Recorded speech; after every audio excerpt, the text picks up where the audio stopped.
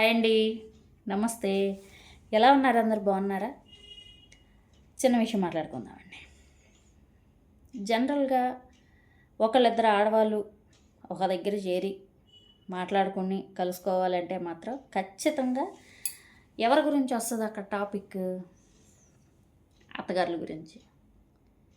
అయితే నాకు తెలిసిన వాళ్ళే చేస్తున్న చిన్న చిన్న పొరపాట్లండి ఇవన్నీ కూడా. పెద్దవాళ్ళే, వాళ్ళు మనకి చెప్పే స్టేజ్లో ఉన్నారు, కానీ చెప్పినా వాళ్ళు వినరు అనుకుంటున్నా నేను. ఎందుకంటే వాళ్ళకి అలా అలవాటు అయిపోయింది.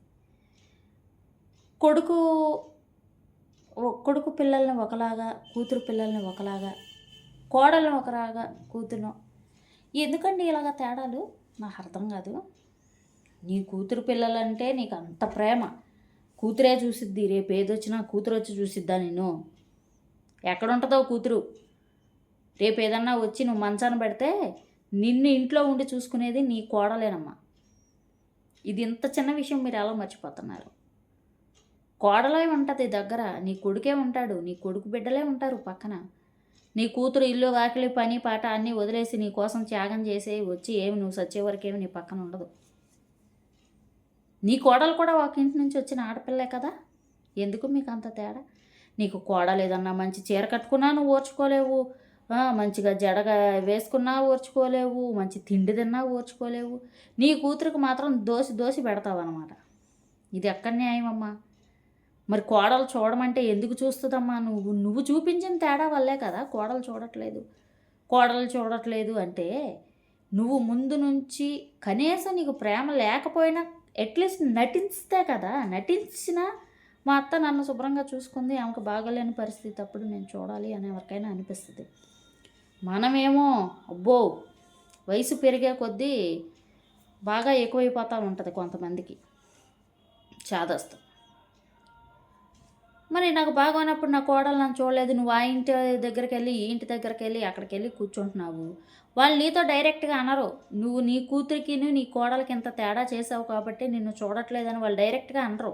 ఇంకొద్దిగా ఆజ్యం అందులో పోసి మ్యాచ్ స్టార్ట్ అయింది ఇంకా చూడాలి మనం ఇంకా అనుకుంటారు. అంతేగాని అమ్మా నీ కోడల విషయంలో నువ్వు ఈ తప్పు చేసావు లేదా నువ్వు ఇలా మాట్లాడావు కాబట్టే ఆ అమ్మాయి నీతో ఇలా ప్రవర్తిస్తుందని ఎవ్వరూ నీ కళ్ళు తెరిపించడానికి ప్రయత్నం చేయరు.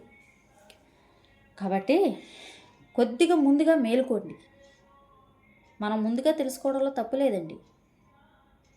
రేపు ఏదన్నా వచ్చినప్పుడు నీ పక్కన ఉండి నిన్ను చూసుకునేది నీ కోడలే. కాబట్టి కనీసం ఒక ఇంట్లో మనిషిగా, నా ఇంట్లో మనిషి, నా సొంత మనిషి అని నువ్వు ఫీల్ అయ్యి అలాంటి భరోసా నీ కోడలకు కల్పించినప్పుడు ఎట్టి పరిస్థితుల్లో కూడా నిన్ను చూడకపోవటం అనేది ఉండదండి. చూడండి ఒకసారి. ఇది మనం కూడా నువ్వు మంచి మాట్లాడితే అవతల నుంచి కూడా మంచిగా వచ్చిద్ది.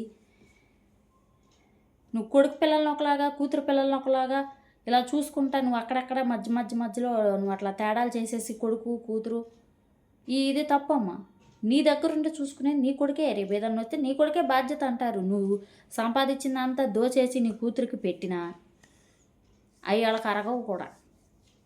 కాబట్టి కొడుకు పిల్లలు కూడా నీ పిల్లలే, కోడలు నీ ఇంటి మనిషి అని చూసుకుంటానికి అత్తగారులు మీరు ప్రయత్నం చేయండి. ఓకేనా? Thank you.